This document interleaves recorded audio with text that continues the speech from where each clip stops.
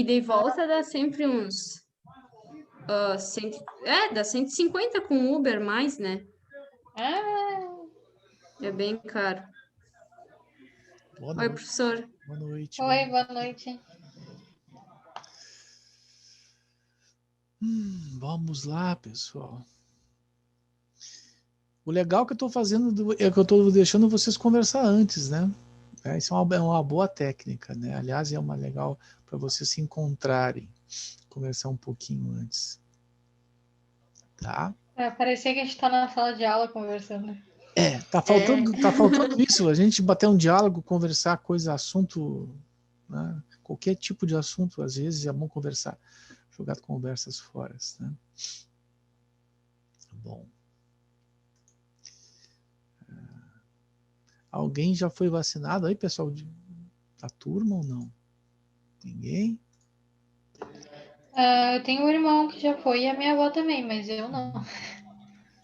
Minhas duas vós já foram, mas o resto ainda não. Pois é. Que coisa boa ser vacinado hoje em dia, meu Deus, né? Fantástico, muito bom.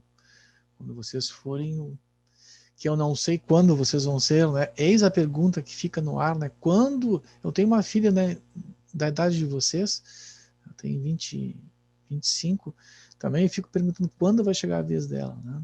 Tá bem. E eu acho que pra gente vai demorar bastante Eu ainda. acho que vai ser só o ano que vem, né? Eu ia dizer, acho que no mínimo um ano aí. Infelizmente eu acho isso, tá? Não sei exatamente, mas provavelmente, né, pessoal?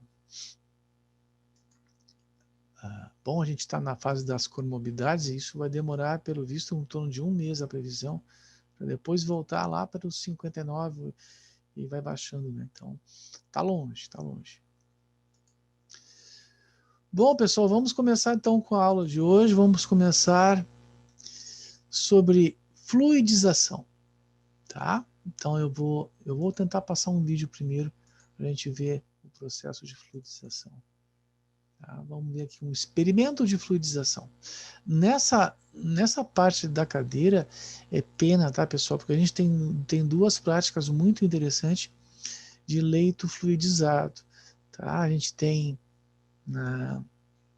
no LOP areias, tá? Então a gente tem areia com um leito passando ar, então um leito fluidizado por uma corrente de baixo para cima, então levanta o leito de areia, é num cone, tá? Então, e tu tem dois controles. Tu tem um controle que tu vai mexer em vazão, tá? Então, vazão de ar, tá? Então, conforme tu aumenta a vazão de ar, tu tem então tu tem uma coluna que tu vai medir a vazão de ar, a vazão, e numa outra tu vai medir a pressão do leito. Então, tem uma pressão, um diferencial de pressão, entre o começo e o fim, vai dar um ΔP, então uma variação de pressão. Então, tu vai aumentando a vazão, até surgir a primeira bolha. Quando começar a surgir a primeira bolha lá em cima, ou pelo meio, tá? É indicativo que está começando a fluidizar. Aí tu vai pegar, então, fazer leituras de vazão em relação a ΔP. Então, é essa a nossa prática. Tu faz umas 5, 6 medidas, com o leito parado, né? O leito fixo, tu aumenta a vazão, não dá nenhuma alteração de medida, mas vai dar uma medida de ΔP, de pressão. E depois tu faz, quando começa a fluidizar, tu vai aumentando a vazão, tu vai ter mais 5 medidas, tá? Isso que a gente vai ter nesses experimentos aqui para começar. Então, não é um bem real o primeiro, o segundo é que vai ser esse nosso experimento. Nós vamos ver conceitos de leitos fluidizados aqui.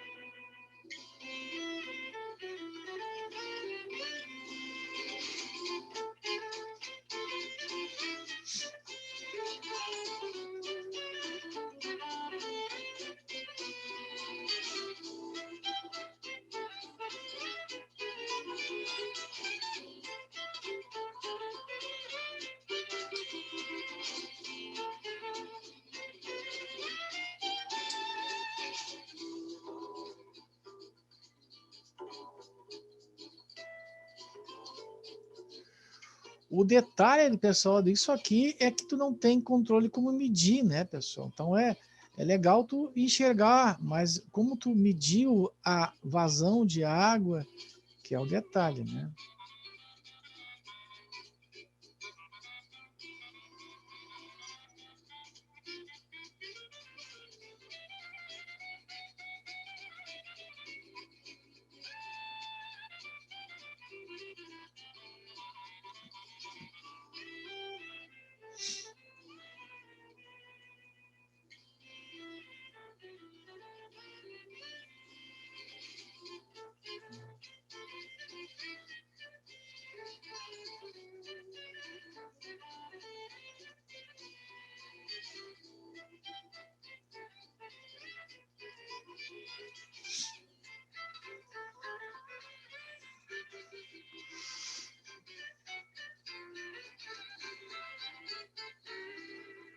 Bom, vocês viram então aí só uma parte para entendimento de um leito fluidizado. Bom, vamos ver aqui agora, pessoal. Vocês têm mais alguns vídeos interessantes aqui, tá? Esse aqui, ó, eu vou entrar para a gente dar uma olhadinha rápida, porque é interessante, tá?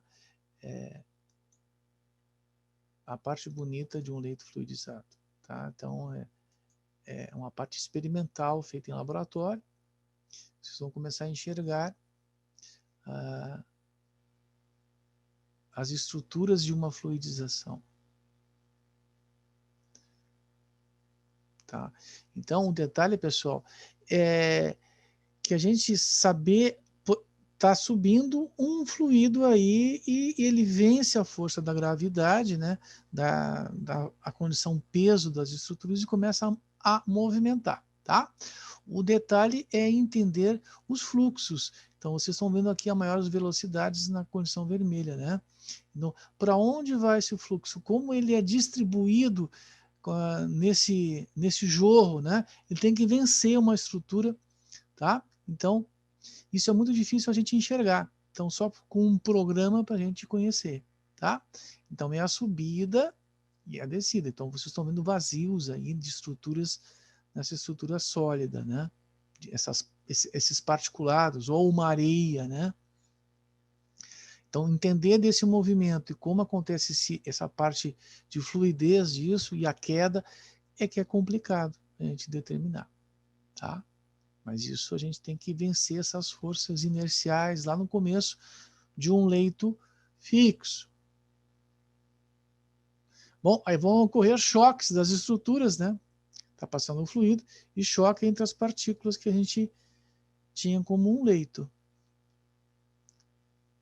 Bom, aí então existe várias formas da gente simular isso e medir se a gente tem um programa, óbvio, tá? Tem um programa desenvolvido, tá? Um software.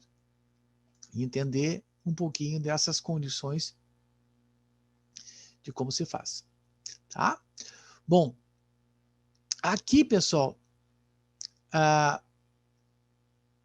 vamos mostrar a teoria, depois a gente vem para esse modelo que a gente faz no laboratório muito próximo. Depois que a gente mostra a teoria, então a gente retorna para cá. O que interessava agora era ver este modelo. Tá? Depois a gente retorna no fim aqui. Bom, nós temos a fluidização. Então, vocês têm aí um desenhozinho dos processos, um leito fixo, passando um gás. Então, o gás, e aí vocês vão ter desorganizações de tipos de fluidização, tá? Alguns tipos de fluidização mínima, então é a condição mínima para romper essa estrutura do leito fixo. Depois fases borbulhantes e aí variações, quebras, tá? Conforme o fluido aumenta a vazão, vai ter estruturas desorganizadas. Bom, pensem assim, se vocês têm um tanque de enorme tamanho e ela consegue vencer essas forças aqui, e se ela tiver uma estrutura para transferir, se o teu objetivo é transferir essas partículas, pode ocorrer o transporte, tá? O transporte pneumático desses sólidos, tá? No nosso laboratório, quando a gente faz esses experimentos, ele é fechado aqui, não tem esse objetivo de transportar, mas sim, tem a possibilidade do transporte, né? Isso em vários tipos de processos, tá? Então, aqui, a fluidização ocorre quando o fluxo ascendente, essa massa passando embaixo, tá? Escoa através do leito, pode ser água ou pode ser um gás, tá? E tem uma velocidade, um fluxo suficiente para subir, tá? Ter umas partículas em suspensão, criar movimento, tá? Tá? Então, a gente tem que vencer, sim, a força-peso desse leito, tá? Até conseguir arrastar. Tá? Então, as aplicações principais da fluidização é muito no processos de secagem, de grãos, estruturas, resfriamento, mistura, revestimento, e tem várias formas aí, tá? Vários tipos, tá? Algumas só comentadas aqui, tá? Bom, aqui vocês têm um exemplo de um resfriamento de sólido, tá? Então, vocês entram com os sólidos aqui, o teu objetivo é dar um choque térmico nele, então vocês têm entrada de ar por baixo, e aqui um leito fluidizado, ele fluidiza, tá? E vocês têm correntes de água fria e água quente no fim. Então, vocês querem, na realidade, vocês querem, é como se fosse um trocador de calor, né? Vocês querem transferir ar para o fluido nessa entrada de sólidos quentes para abaixar a temperatura, tá? E no fim a gente tem, então, sim, os sólidos frios, pelas correntes de fluxos nesses sólidos quentes. Tá? Isso é muito usado na parte de alimentos, tá? Bom, aqui alguns exemplos de secadores fluidizados, com câmaras convencionais contínuas, com duplo estágio em contracorrente, duplo estágio com chicanas partes, né, estruturas de chicanas, né, fluidização de atomização, de jorro, tá? Então, alguns tipos de estruturas de leitos fluidizados. Esse modelo aqui embaixo, a gente está vendo aqui, é um modelo com leito com estruturas aqui embaixo, são estruturas, né, usadas em filtros de manga. Tá? Tu vai tangenciar, conduzir o fluido para cima, então tu usa estruturas de vigas embaixo, para tu ter uma distribuição dos gases harmônica, tu quer induzir para um caminho, então tu tem estruturas embaixo. Uma forma de vigas. Bom, as vantagens, pessoal, da fluidização, comportamento de um sólido similar a de um líquido. Tá? Então, embora que não seja, a gente modula com um complemento similar. Rápida mistura dos sólidos, tá? Então faz dentro do leito. Tem troca, então, de calor. Adapte-se bem a operações de larga escala, transferência de massa e calor, que é o objetivo principal entre o gás e as partículas, e transferência de calor entre o leito e os objetivos imersos. Isso em alta. Tá? Algumas vantagens. E as desvantagens é a discriminação do escoamento do gás. Tá? Aí a complexidade de como entender que o gás vai se distribuir dentro de uma estrutura. Tá? É muito difícil isso. Tá? Então, provavelmente, vocês têm um tanque e vocês modulam. Depois, conforme a estrutura das partículas, quando cai e fica de novo um leito fixo, dependendo da estrutura que as partículas ficam, muda. Tá? Vai mudar. Tá? Nem sempre a gente vai ter uma mesma condição, mesmo feito em computador, tá? Então é difícil, tá? Mas vai ser próxima, tá? Vai ser bem próxima, tá? E a desvantagem é a erosão da tubulação, já que tem processos de abrasão, partículas em movimento, em choque, então não estão só em choque entre elas, choques com a tubulação e com a estrutura do vaso onde se está, tá? Bom, então, pessoal, para a gente conseguir ter uma eficiência de fluidização, tem alguns conceitos básicos, tá? Então, a eficiência, para a gente conseguir um leito começar a levantar, a fluidizar, a gente vai ter que ter uma velocidade mínima de fluidização, esse VOM, tá? Então, a velocidade está condicionada ao fluxo, né? Ao fluxo de gás. Então, essa velocidade mínima, a gente tem que descobrir para cada tipo de leito, para cada tipo de partícula que está no leito.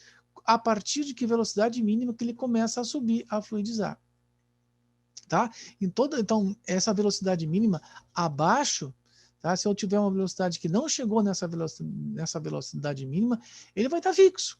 Tá? Não vai subir. Vai chegar um momento, sim, que eu vou ter, então, um movimento, e aí sim essa velocidade, a partir dessa velocidade mínima, começa a fluidizar.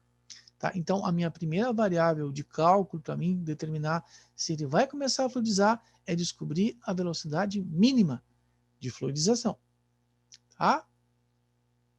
E daí, se eu tiver uma velocidade super alta, acima dessa velocidade mínima, eu posso conseguir o transporte pneumático. Eu posso transferir as partículas para tubulação ou para um outro tanque. Então, o que eu tenho que lembrar sempre, eu tenho que vencer a velocidade mínima de fluidização, o VOM, para conseguir fluidizar. Dá para entender isso, pessoal? É óbvio, né? Vai estar continuada a vazão, né? A vazão. Tá? Tudo bem? Esse é o primeiro conceito. Bom, aqui um gráfico, então, pessoal. Um gráfico de mecanismo de fluidização. Tá? Então, e isso aqui, esse gráfico que vocês estão vendo, é a nossa prática lá no laboratório. É o que a gente faz, tá? Então, vocês têm uma vazão, a gente vai aumentando a vazão. Então, eu aumento a vazão, eu vou ter uma leitura. Aumento a vazão, eu vou ter uma outra leitura. E isso vai me dar uma pressão, tá? Um ΔP. Então, eu tenho uma velocidade e um ΔP. Isso medido em duas escalas, tá? Uma que mede a velocidade do fluxo e do outro do ladinho que mede o ΔP. Tá? Então, essas duas medidas, essas duas escalas, eu tenho no laboratório. Tá? Então, como é que eu faço? Eu aumento a vazão, vejo o resultado, leio a vazão, a velocidade, a vazão, depois eu transformo para a velocidade, e a variação de pressão correspondente na alta escala. Tá? Bom, controlando essas duas variáveis, vai chegar um momento, pessoal, aqui, que eu vou ter esse piquinho aqui, tá?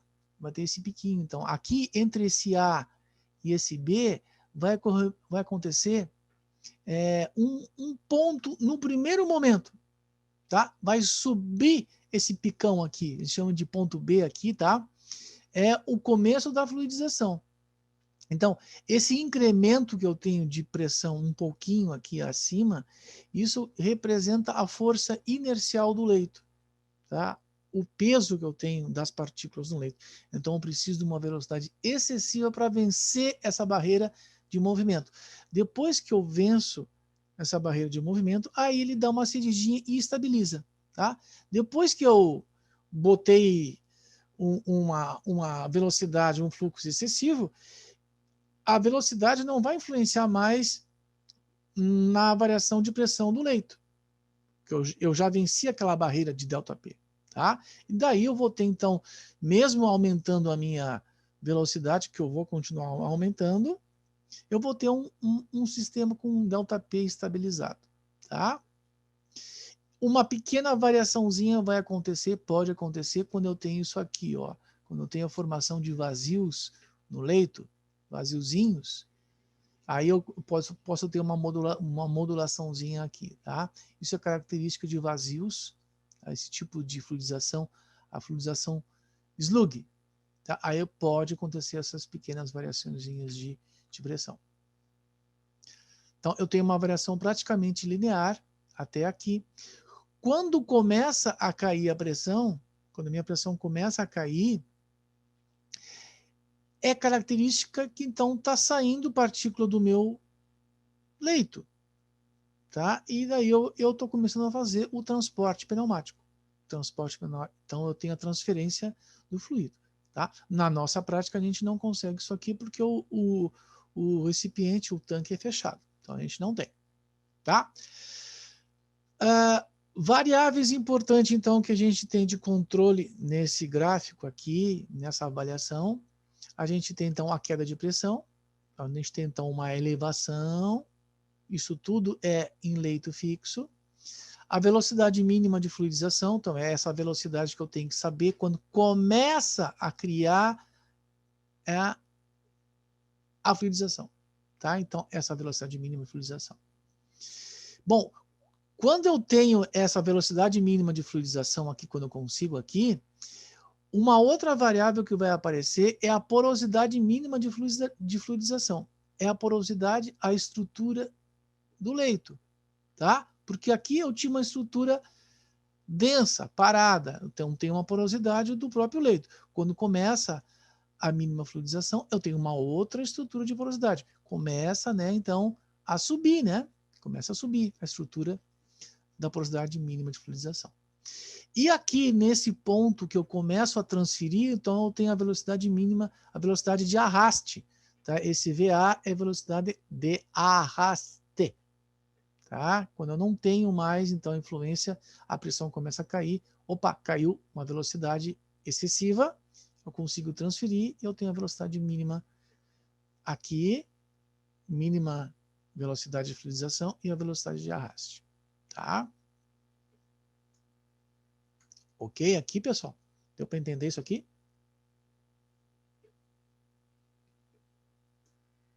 Sim. Sim? Só um pouquinho.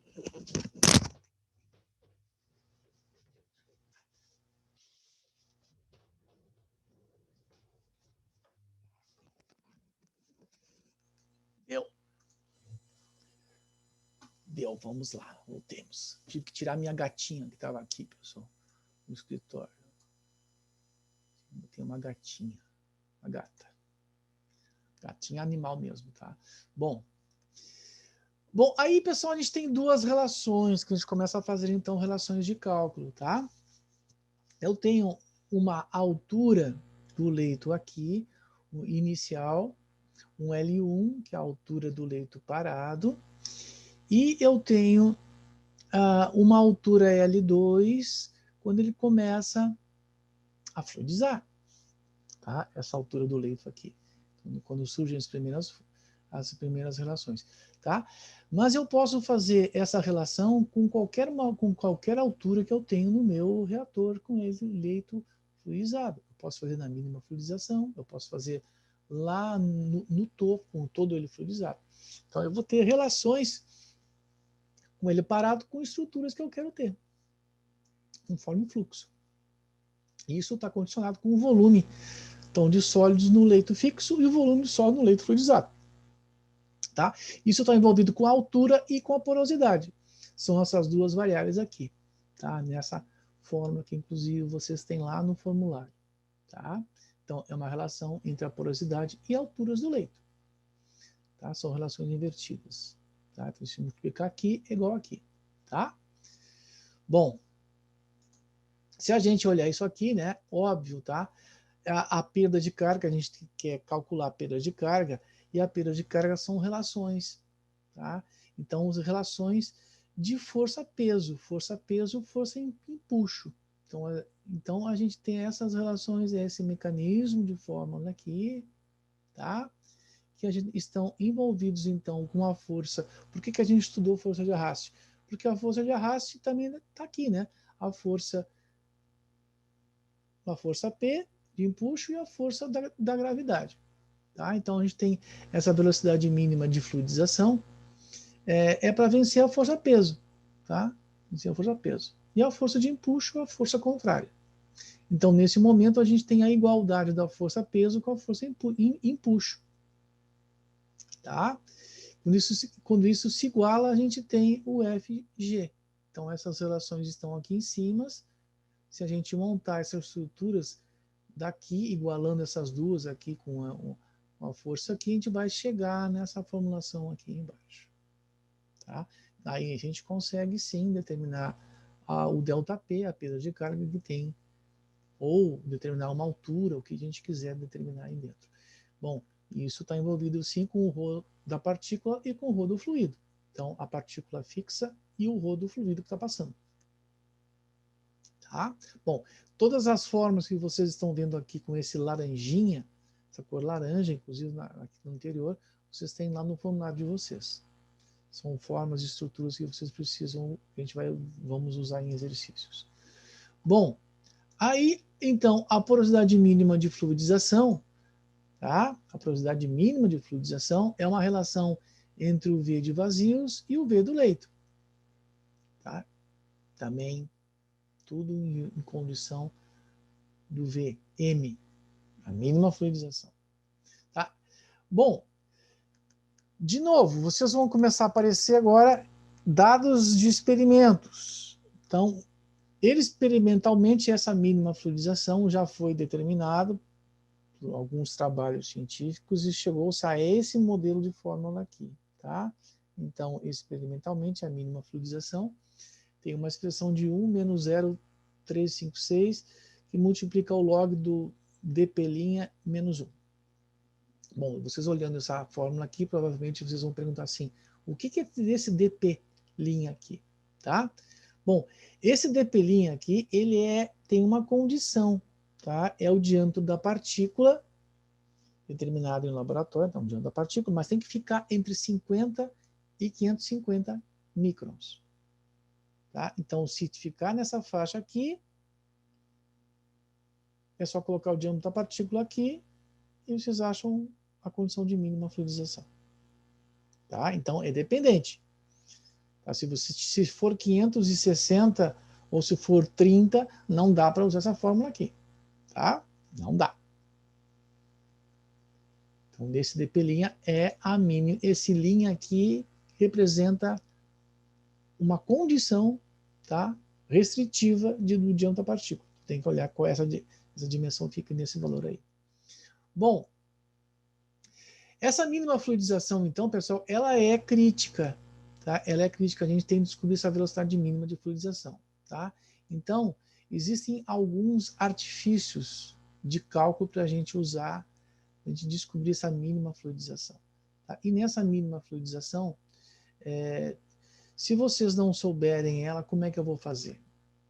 Tá? Ó, tá aqui, né? Se eu for calcular o Reynolds, é o ρ v mi, né? Se eu não sei essa minha velocidade mínima aqui, tá? Eu não sei calcular o número de Reynolds, que em muitos problemas a gente precisa, tá? Então, foi usado esse descritivo aqui de estrutura, tá? Que também representa esse modelo aqui, tá? Isso aqui é um artifício matemático, então toda essa estrutura aqui de cálculo, isso aqui é chamado um índice K3. Tá? É um valor abstrato, é um valor. Tá? É uma determinação também laboratorial. Então, esse K3, esse indicador aqui, eu posso usar como artifício quando eu não tenho essa mínima VOM. Tá? E é uma condição relacionada com Reynolds. Sim, tá? Então você já tem um K3 aqui dividido por 18.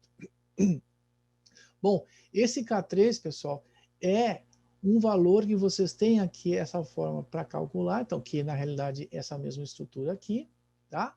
Ou um K nessa estrutura aqui. Então você tem um diâmetro de partícula, então tem esse modelo para poder calcular, ou esse aqui, tá? E na realidade é a mesma configuração que vocês estão vendo aqui, tá? Só uma outra estrutura de cálculo. Tanto o K usando por aqui ou por aqui, vocês vão achar o mesmo valor. Tá? Bom, essa equação aqui, pessoal, então foi determinada em laboratório também, é a equação geral, onde envolve então o número de Reynolds, envolve a esfericidade, a porosidade, diâmetro de partícula, ρ de fluidos e ρ de partícula. Tá? Então, esse é um modelo clássico. Por aqui, a gente consegue descobrir qualquer variável. Tá? Bom, mas se eu quero calcular a velocidade mínima, não tá aqui, está dentro do número de Reynolds, e eu não sei como calcular, minha opção é usar esse artifício matemático do K. Tá? Por isso que ele existe aí. Tá? Bom, então, quando não conhecemos essa velocidade mínima de fluidização, eu tenho o número de Reynolds. Bom, esse K, então, pessoal, essa fórmula aqui foi experimentalmente também desdobrada em laboratório. Usando o K, eu posso descobrir o meu número de Reynolds. Então, esse valor aqui também é experimental. Tá? Também é experimental. Aqui na cadeira, pessoal, a gente não mostra esses desdobramentos aqui. São formulações feitas em laboratório por pesquisadores. Tá? Bom, eu sabendo a minha condição de K, eu chego a um número de Reynolds. Se eu chego ao número de Reynolds, eu tenho como conhecer a estrutura das partículas, se elas são partículas pequenas ou se são partículas grandes, por esse o número de Reynolds. Se for menor do que 20, partícula pequena. Se for maior do que 1000, partículas grandes. Tá? E, dependendo dessa estrutura, essa caracterização da partícula, eu tenho como calcular a velocidade mínima. Tá? Então, aqui as duas expressões de velocidade mínima, tá? Tanto para pequena como para grande. Bom, aqui no meio, então, eu tenho uma coisa chamada esfericidade. Tá? Então, eu tenho que conhecer a esfericidade. Tá? Bom, se eu quero determinar a mínima, então, velocidade mínima, eu tenho como calcular o meu K, achando o K eu acho o meu número de Reynolds, ou achando o número de Reynolds eu acho se é pequena ou é grande, e aí eu tenho sim condição de calcular a velocidade mínima, por aqui. Tá? Agora, se eu não conheço a esfericidade da partícula, bom, e aqui, né, eu não consigo calcular a velocidade mínima. Então, se eu não tiver esfericidade, eu não consigo calcular aquela condição lá, tá? E daí? Eu fico sem saída. E aí, se eu não sei, eu não tenho a porosidade mínima, também. Então, esse é um casamento.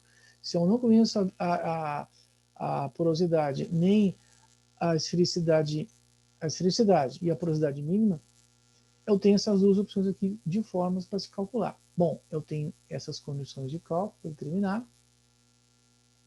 E isso é uma condição, então, que também me leva a partículas pequenas e partículas grandes.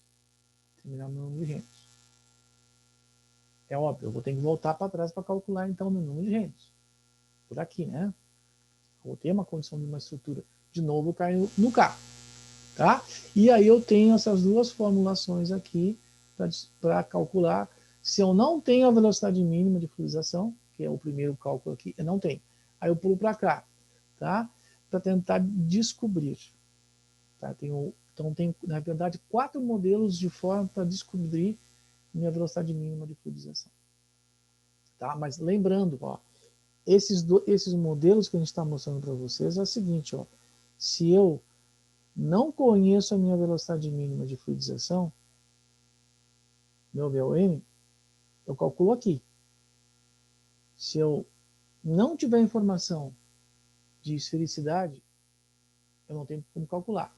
Então, eu pulo para cá. Tá? Aí eu tento descobrir. Nessa condição aqui, eu não tenho a esfericidade e não a porosidade mínima de fluidização. Tá? São duas estruturas. Esse aqui é feito pelo Yen e Yu, tá? Dois chineses. Bom, e aí eu tenho uma outra condição de cálculo para leitos fluidizados, quando eu tenho sistemas sólidos e líquidos. Tá? Então, nesses modelos todos que a gente viu, foi sólido e gás. Aqui é um conceito para sólido e líquido. Eu tenho essa condição aqui, de velocidade mínima de fluidização, desde que, né, a porosidade seja menor do que 0,8. Aí eu posso aplicar isso aqui. Tá? Poxa vida, quanta estrutura, quantos modelos tá? São modelos que a gente determinados que a gente vai tentar usar. Tá? Então, formas e formas e formas. Bom, feito isso aí, então a gente volta lá para o Moodle e a gente vai ver então aqui a nossa prática que a gente tem no laboratório. O leito fluidizado com areia e ar. Tá? É um vídeo muito rápido, pessoal, mas para vocês terem uma ideia. Ó, aqui tá. Eu vou parar e vou. Ah, ele pulou para outro.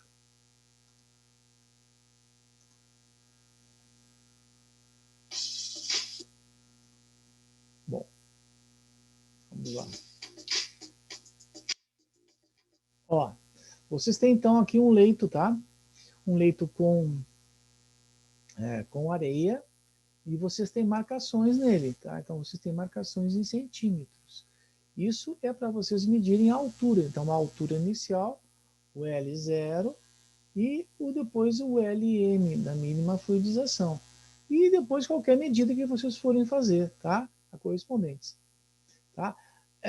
Aqui no lado, então, vocês têm uma altura de pressão, tá? Uma altura de vazão e uma altura de pressão correspondentes. Tá? Então, são as duas medições que a gente faz. A gente mede a altura no leito, em centímetro, vazão do fluxo que está entrando, o fluido, e pressão medida também do leito. Tá? É difícil, pessoal, a gente achar a linha aonde ele começa realmente a fluidizar. Então, o detalhe no laboratório é a dificuldade da gente ler alturas naquele momento, a pressão e a vazão. Então, sempre vai precisar de 2 ou 3 pessoas para fazer esse controle, tá? Variação de pressão do leito.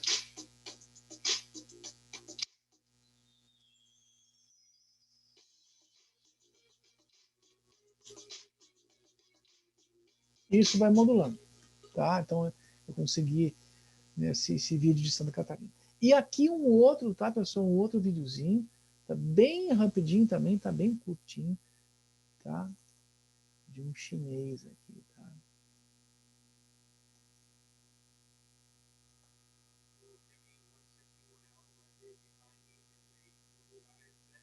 Então aqui ele explica. Vamos até tirar o volume, porque não interessa, porque está falando em outra língua, a gente não vai entender parar, tá? Então, ele tem um leito fixo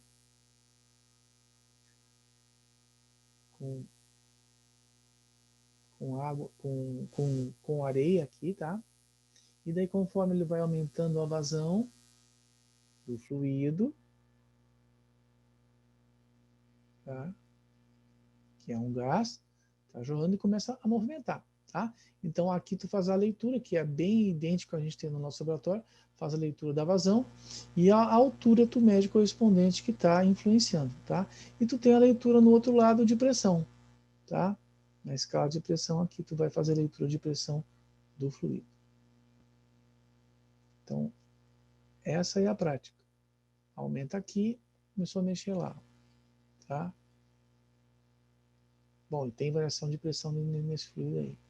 Então isso aí é a nossa prática. Bom, o que vocês vão fazer?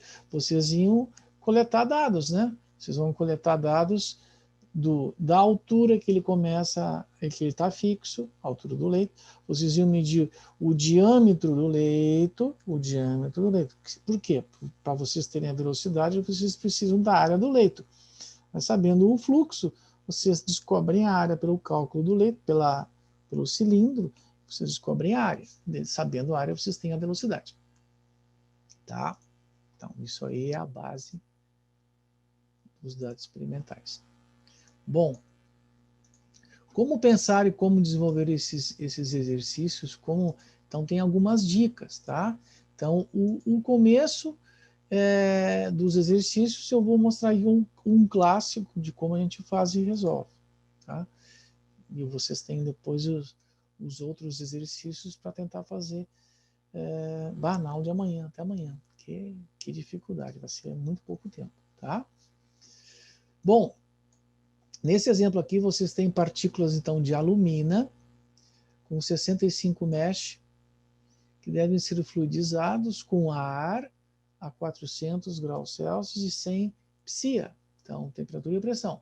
O leito está estático, está parado, tem uma profundidade de 12 FTs e 9 FT de diâmetro, apresentando uma porosidade de 40%. A massa específica das partículas sólidas é 230 lbm por FT, tá? E dados da viscosidade do ar. Ponto. Tá? Então, pede algumas coisas aqui. Pede 5 condições para determinar a porosidade mínima de fluidização, a densidade máxima do leito fluido, a altura mínima do leito fluido, a perda de carga e a velocidade crítica do ar de fluidização. Bom, Vamos fazer aqui lentamente, porque isso aqui é o clássico, tá? Depois vão vir as dificuldades maiores nos exercícios para vocês. Como pensar isso? Tá? Então, trazendo as informações. Primeiro, vocês têm partículas de alumínio com 65 mesh. 65 mesh. Eu vou ter que olhar lá no meu formulário quanto que é o diâmetro da partícula para 65 mesh. Então, eu vou ter que buscar a informação no formulário. Como é ar a 400 graus, eu já transformei para graus Kelvin aqui, tá, pessoal? E o Mi é o mesmo valor e 100 psi é para 6,8 atm. O leito está fixo, então ele está parado, tá, pessoal? Quando ele está parado aqui, eu tenho esse LO aqui, então, essa altura do leito, eu tenho 12 FTs. E o diâmetro do leito é 9, tá? A porosidade, então, mínima é essa estrutura aqui parada, ele é de 40%, 0,4. E o ρ da partícula, que é dado.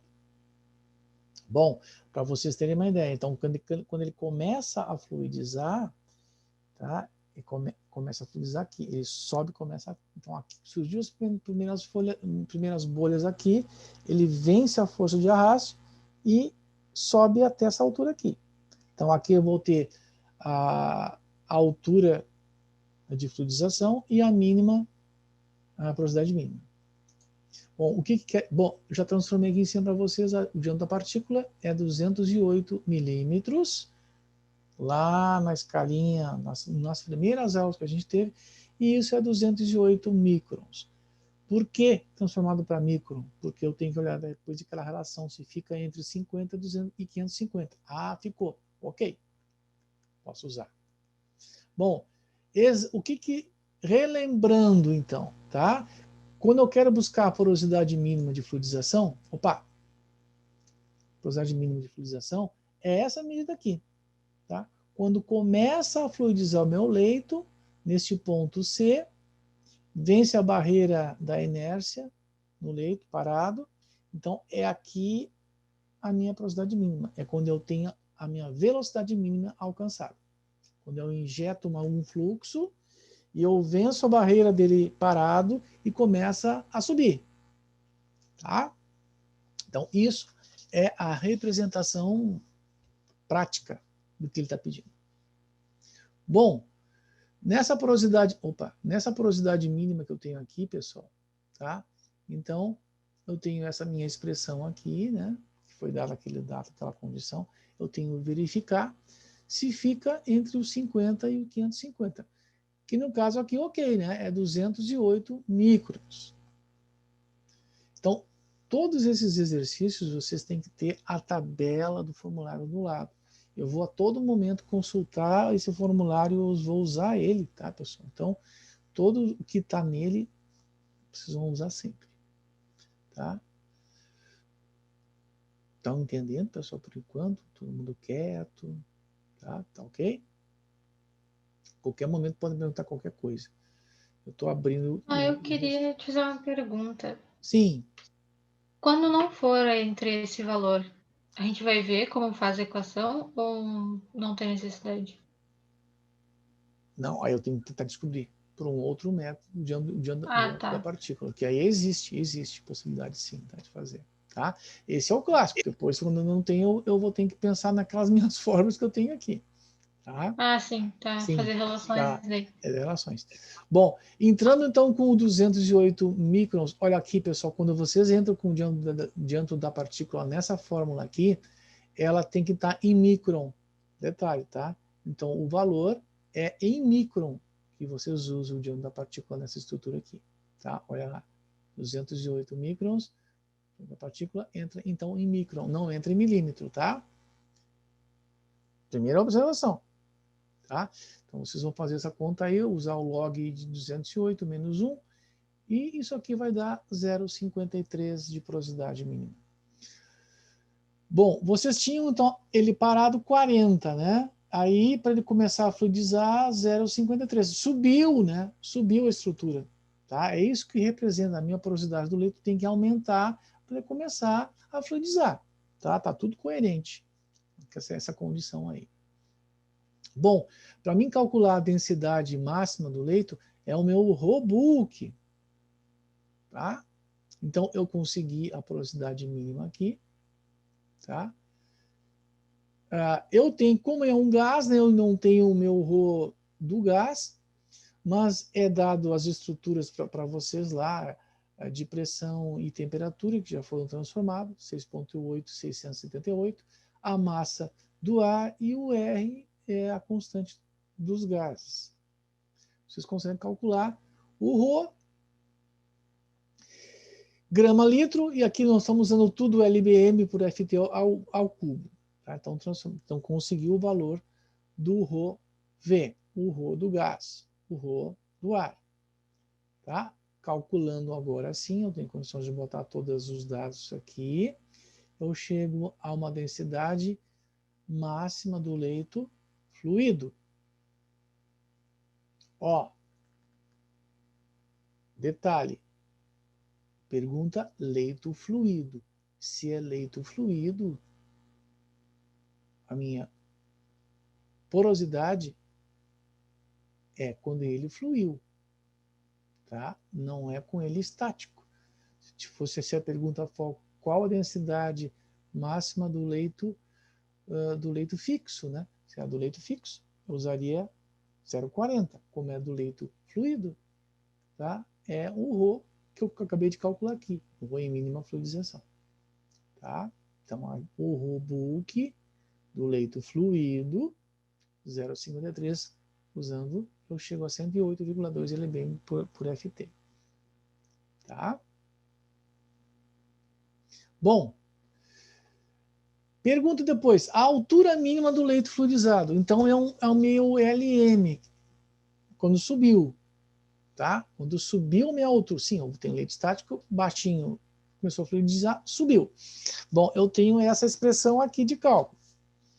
Ah, mas o meu LM não está aqui, tá, pessoal? Bom, eu vou ter que usar, então, o que eu tenho de uma formulação, eu vou ter que modular. Eu usei o meu L1 como LO, tá? O LO ele parado, o estático é 12 FT.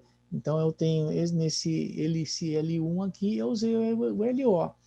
E o meu LM, quando ele começa a fluidizar, é um L2. Tá? Então são ajustes de expressões que eu vou usar conforme eu quiser, conforme eu precisar.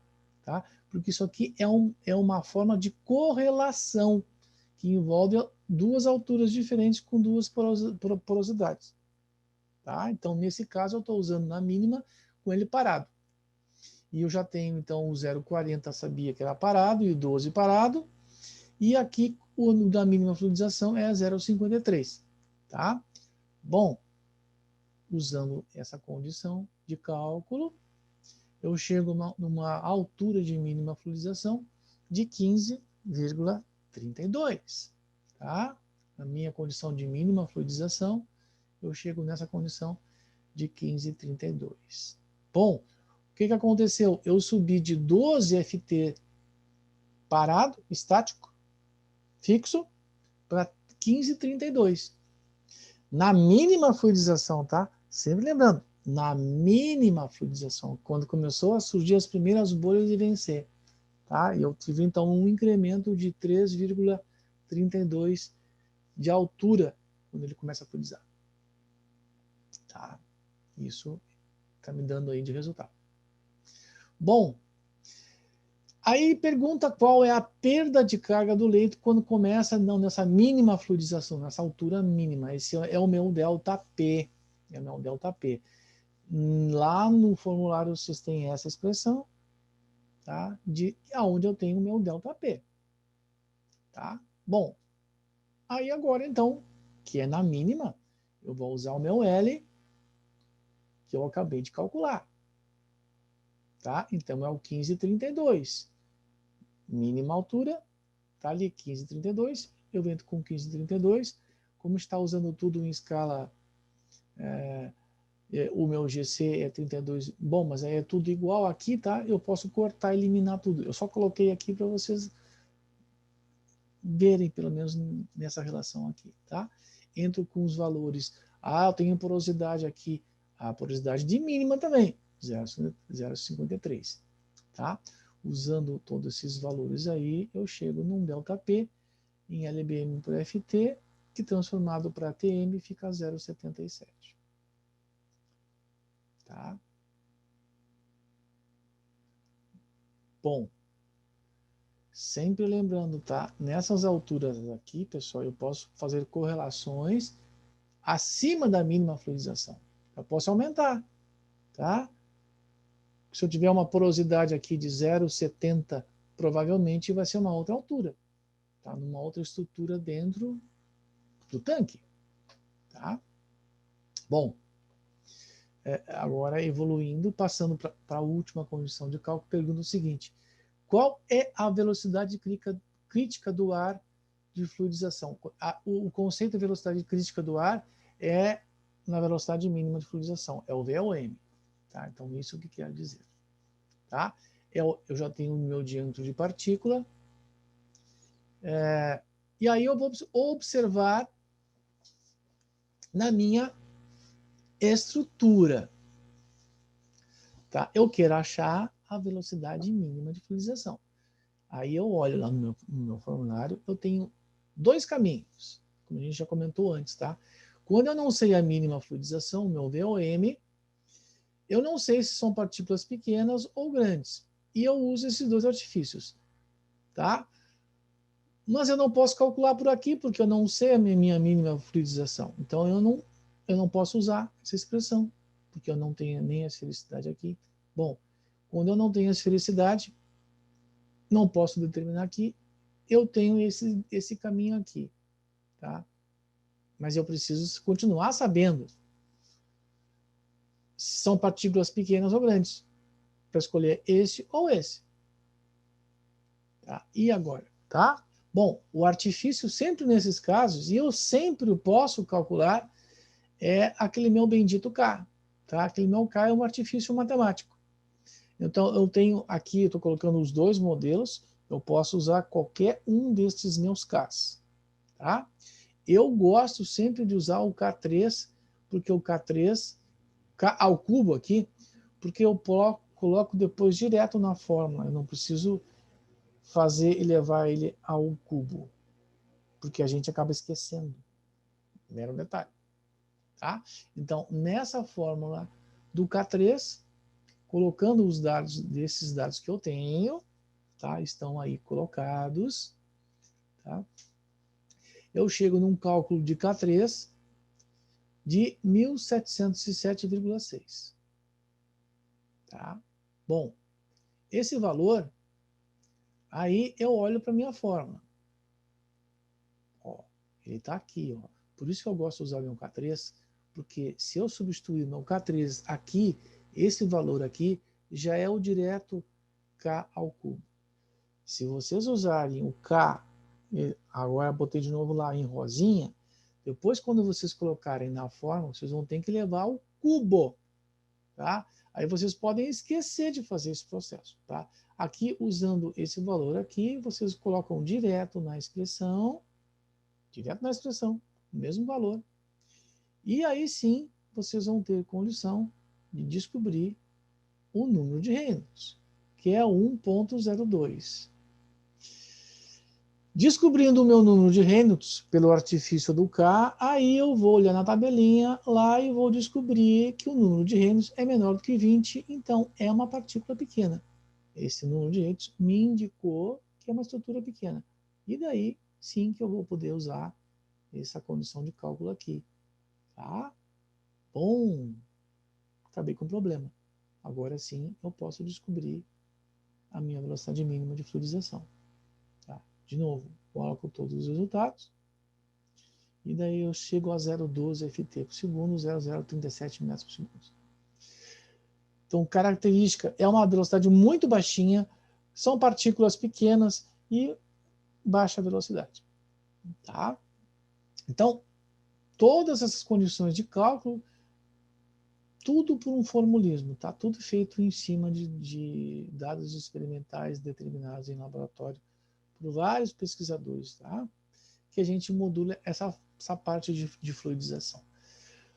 Por quê, pessoal? Porque é muito difícil saber os caminhos e como vai ir a partícula e como vai ir o fluido dentro de um tanque. Tá? É muito difícil saber isso. Tá? Então, por isso tem essas determinações, tá? Que a gente consegue, por artifícios e formas, determinar. Se a gente fosse para um laboratório, tu ia modular isso com um software e fazer várias modulações. Também dá para se fazer. Tá? Acaba virando um trabalho de mestrado. Muito bem feito isso aí. Tá? Bom, isso aqui é só a caracterização para vocês mexerem no formulário e mexerem nas fórmulas. Tá? Vocês, deixa eu ver aqui, vocês têm nos exercícios uma lista lá, que deixa eu abrir aqui, só para comentar um pouquinho sobre essas listas aí. Esse primeiro aqui é o que está descrito agora aí. Vocês têm o 2, o 3, o 4 e o 5, tá, pessoal? São mais 4 exercícios que vocês têm para tentar fazer, tá? Se vocês conseguirem fazer um, 2 ou 3, está muito bom. O 4 e o 5 foram de provas, tá? O 3 também foi, tá? Então, são exercícios bons essa parte aí. Infelizmente, né, pessoal? Infelizmente, a gente tem pouco tempo, tá? Ficou de um dia para o outro, tá? Aquela aula que a gente teve lá,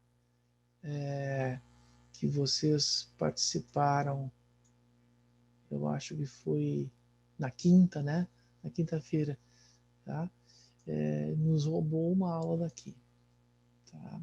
De leitos fluidizados.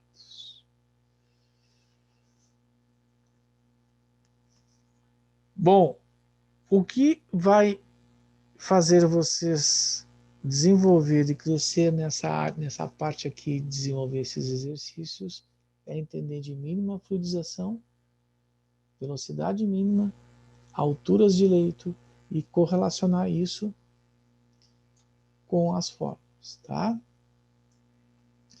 E quem conseguir fazer o 4, quem conseguiu fazer o 5, está muito bem, tá? O único problema, eu acho que vai ser a condição de tempo, tá? Mas aí, se vocês não conseguirem, não vejam as respostas e nem a resolução, tentem fazer, que é um método, tá? Que é um método de estudo. Tá bom? Algum comentário a mais? Ah, assim, vocês gostaram daquela apresentação na quinta-feira passada do convidado? O que vocês acharam? Estou pedindo assim para quem assistiu, o que vocês acharam?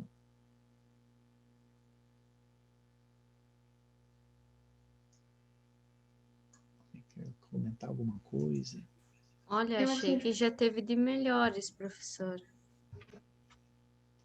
Já teve de melhores. Isso sempre é assim, né? Nem todos vão ser iguais, nem todos vão ter perfis iguais. Mas a ideia de esse convidado eu trouxe mais uma ideia de mercado, né?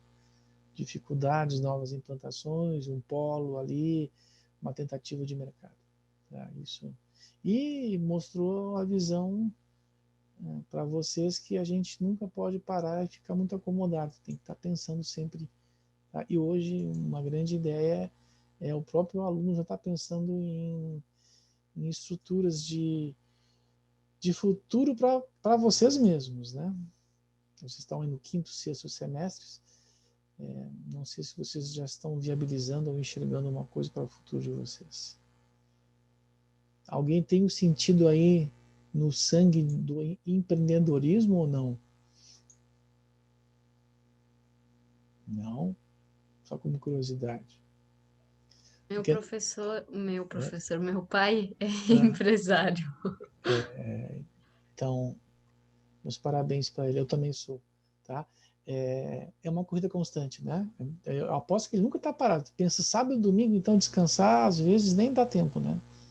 Então, não sei como é que é a rotina dele, mas às vezes não dá. Faz anos que não se tira um tempo para férias, professora. Sempre em função. Eu tinha uma visão assim, tá, pessoal? Quando eu era empregado, eu sempre tinha sábado e domingo. E sempre reclamava, barbaridade, eu estou ganhando muito pouco, eu tenho que tentar pensar em fazer alguma coisa. Sim, pessoal, a gente até pode ganhar mais sendo empreendedor, mas sempre tem o risco de quebrar, né? Então, esse risco de quebrar nos faz, muitas vezes, nos desdobrar e trabalhar sábado, domingo e feriados. Tá? Isso é a primeira coisa. E a outra coisa é que muitas vezes a gente faz isso e não resolve. Às vezes o mercado é muito restritivo e tu acaba quebrando também. Tá? Então não tem uma regra certa, né? Eu não vou trabalhar e vou ganhar dinheiro. Não, eu vou trabalhar e vou ganhar. Não tem. Tá? Então é complicado. Bom, se não quer entrar nessa linha, a opção é ter um trabalho. Bom, é uma opção que normalmente é o que normalmente a gente pensa, né? Mas e se não vier ao trabalho? Se eu não conseguir, o que eu faço?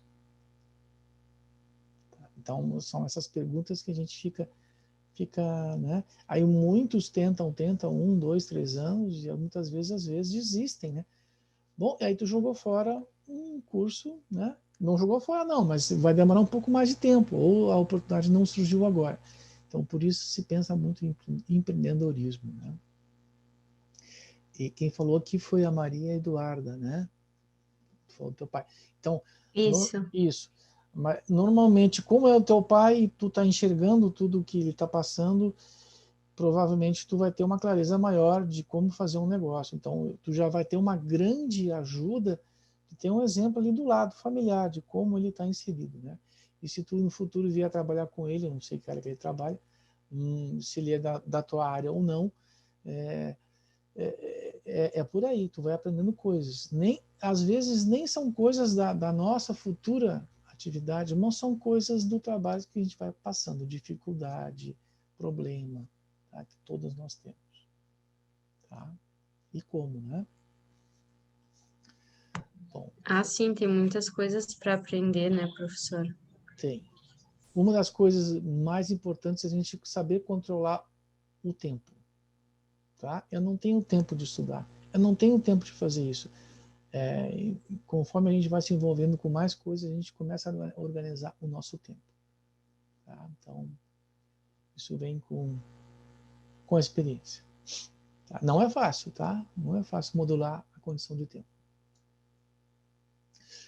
Bom, então tá, pessoal. Amanhã a gente volta.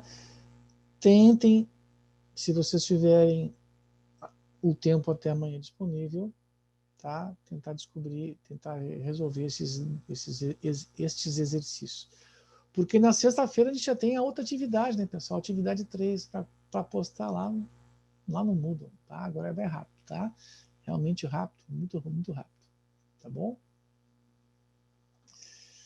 Então tá, pessoal. Boa noite, bom descanso e que mais? Cuidado com a Covid. Cuidado. Boa noite, Boa noite, professor. boa noite, boa noite.